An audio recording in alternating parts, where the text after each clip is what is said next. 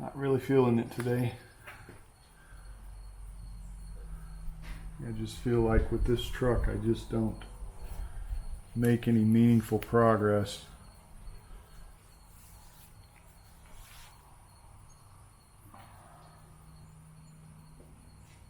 Clean a lot of things. Change a lot of fluids.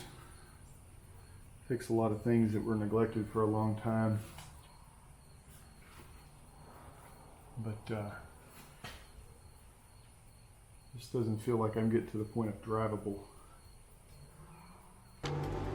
It's terrible. Drives like a pig. Oh, you can't say that. Why not? It's a Ferrari! It's a shitbox. It understeers like crazy and the weight distribution is a disaster. It's amazing. All these facilities and you make a piece of crap like this. Should fix this differential and the front end back together. Fix the steering.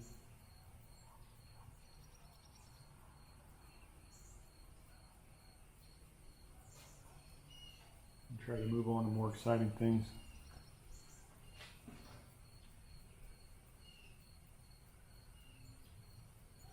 Guess I really need to mark those bearing caps and make sure that they go back in the same places. So, be right back.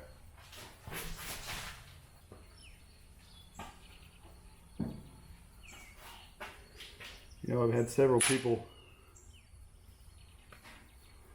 tell me before, they're like, oh, well, how do you learn to do all these things? Where'd you learn to work on cars? Well, obviously I learned to work on cars mostly from my dad, but I can tell you, if he wasn't here, or if I'd grown up with a different dad, I don't think that would have stopped me.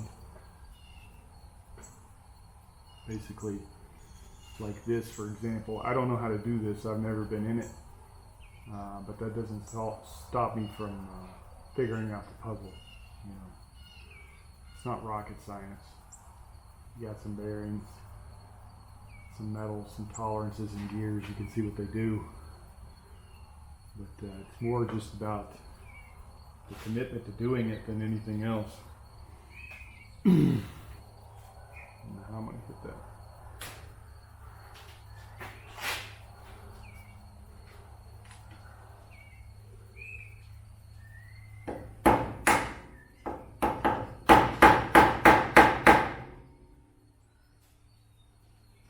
Just a little, I don't know if you can see that, it's just a little stamp with an R on it to the right. And this one will be L. That ain't going nowhere.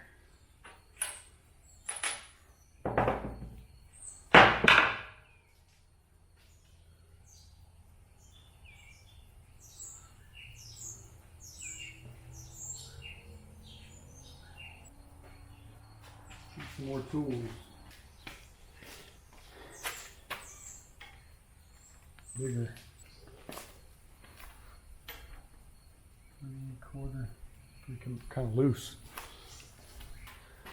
Now I don't know if I'm going to be able to get these off by hand. Generally, you don't want to use air tools where you can use hand tools. That being said, air tools don't work without air.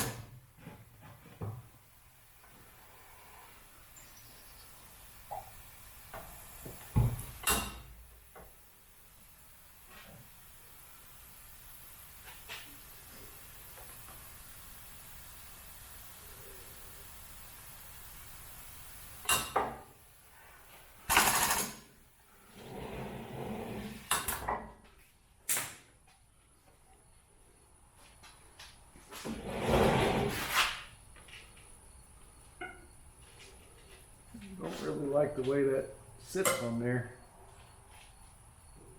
It's not super tight though. Not a huge issue.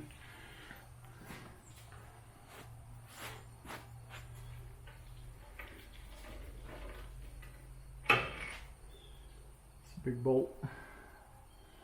Grade 8. So bolts are obviously sized for the job that they're doing.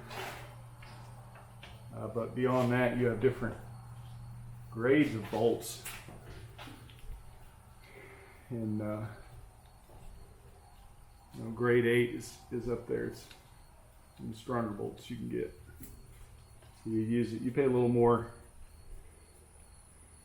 for the bolt, and hopefully treat you right. But it speaks to the heat treatment of the metal. I'm going to save these and put them back in the same places. So visually, those are on the bottom.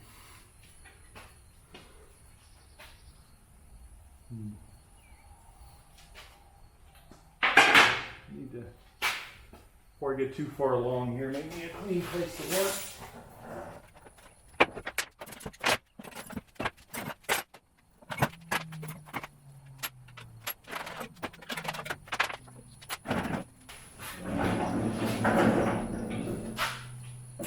Working on cars is a lot like cooking in that if you're doing it right, you spend a lot of your time cleaning.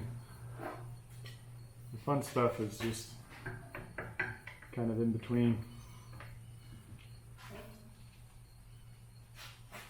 Ooh. All right.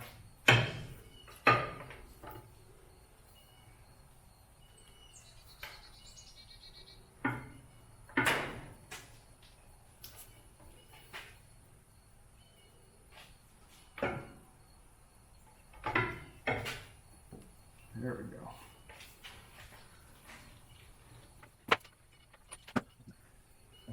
Line those up like they go back.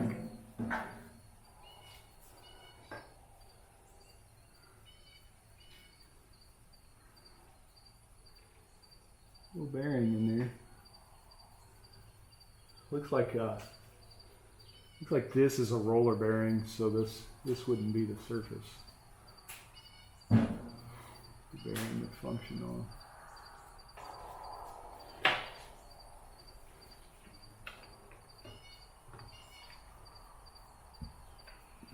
Never done this before, so I'm not quite sure how it's gonna screw me over yet. I imagine this is all gonna fall out.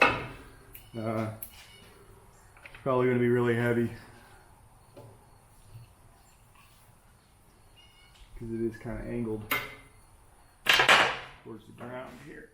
So I'm going to give it a little stay in there pressure. I just don't know.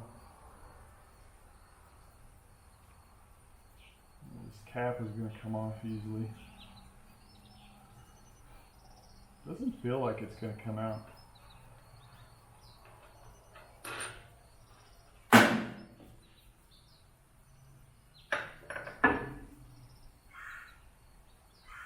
So the beveled edge goes to the inside of the carrier. Of course, my letters are my R and my L are the correct way up, so that's helpful. So, no, that doesn't just fall out. So.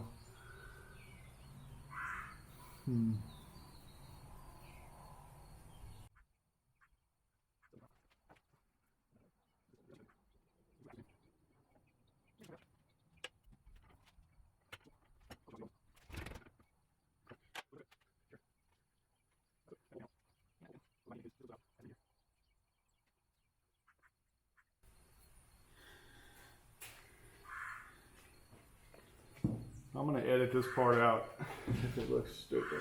Let's see. Let me give it a go. Use my biggest tool.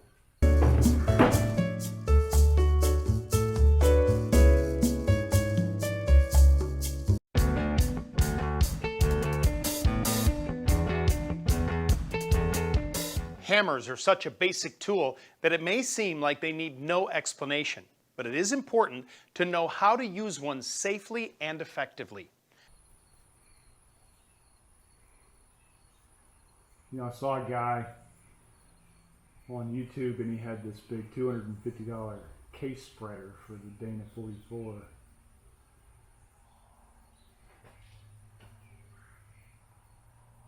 And I'm sure that's to remove these tubes out of the center carrier bearing housing. But surely that's not part of bearing maintenance or seals. That would be ridiculous. I think it's just stuck in there. There can't be anything.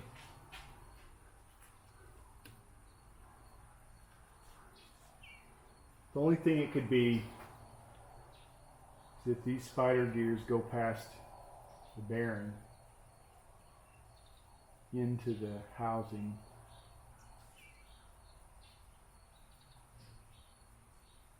But that would make maintenance a nightmare. I wonder if I can move these forward.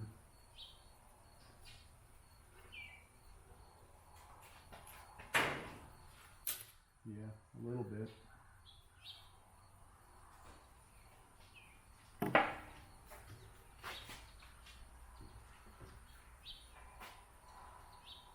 Definitely not motivated to come out.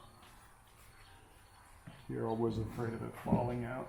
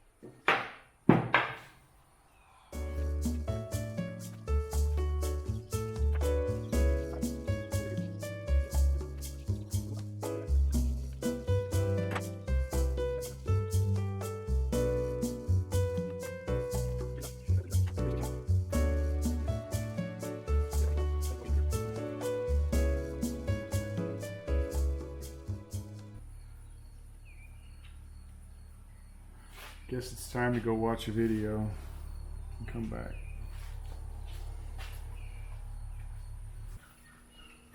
Watched the video. I was close.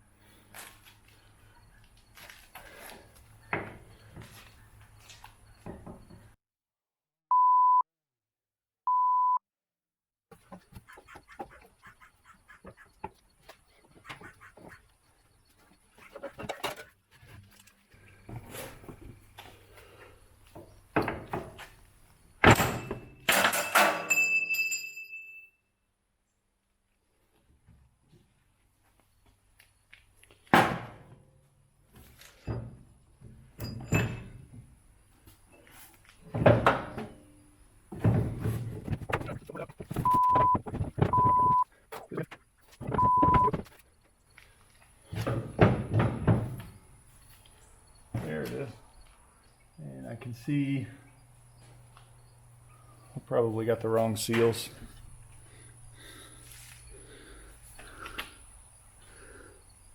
So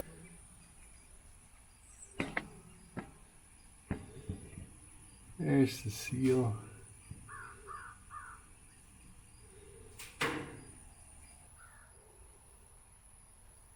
looks all right. The way I usually check these bearing races is if you'll use your fingernail, you can feel the surface of the metal, and if it catches on anything, that's a ridge. Ridges are bad. Feels good, looks good.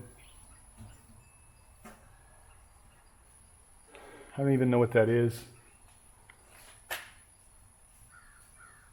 What seal that would be.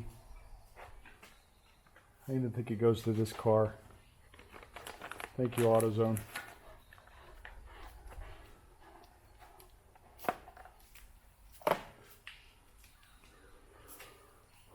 Well, I guess let's pull that seal out, and then at least I can take it with me to get a new one.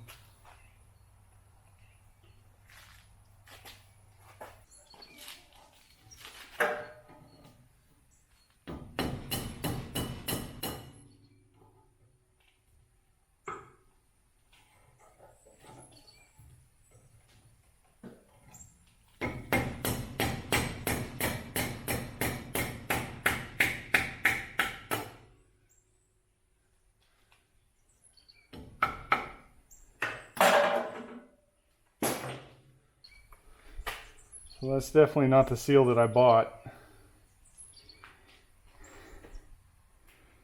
You can kind of see how filthy everything is in there.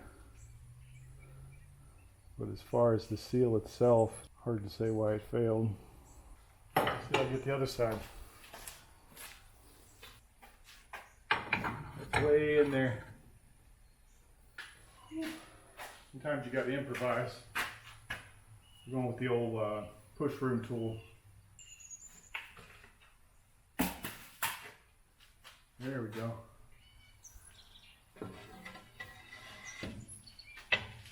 In case you need it, push broom makes a handy seal remover.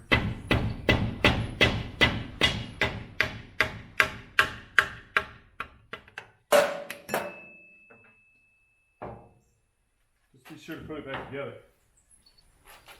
If anybody ever asks me how to get seals out of a Dana 44, I'm going to tell them they need a push broom. I think these things are just made to run filthy because the bearing sits in there that way. This is the sealed side. You know, this would be the somewhat clean room, if you will, the sanitized area with lubricant.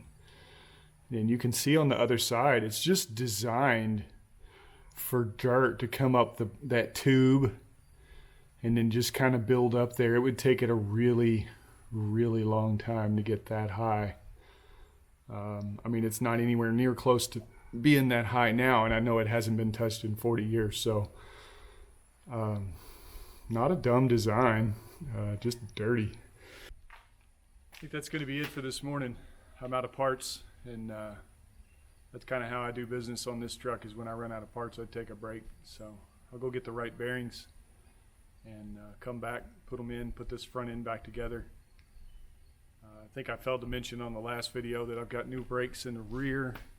We've got new brakes up front. So once I get the rear differential back together, we'll jump into steering, which shouldn't take too long, and then put the front wheels back on it, get her back on the ground and in the stall, and then I'm going to start putting that engine in there. Appreciate you tuning in.